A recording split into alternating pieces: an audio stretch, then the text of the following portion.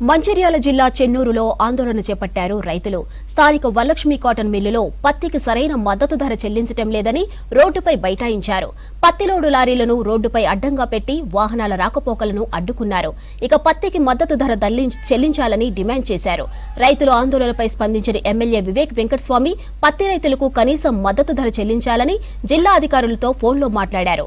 ఇక ఎమ్మెల్యే వివేక్ చొరవతో ధర్నా విరమించారు రైతులు.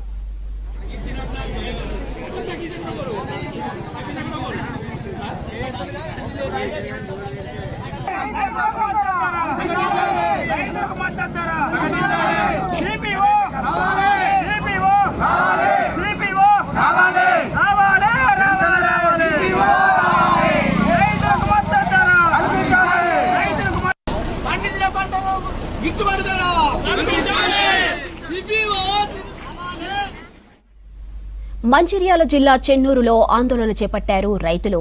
స్థానిక వరలక్ష్మి కాటన్ మిల్లులో పత్తికి సరైన మద్దతు ధర చెల్లించడం లేదని రోడ్డుపై బైఠాయించారు. పత్తిలోడు లారీలను రోడ్డుపై అడ్డంగా పెట్టి వాహనాల రాకపోకలను అడ్డుకున్నారు.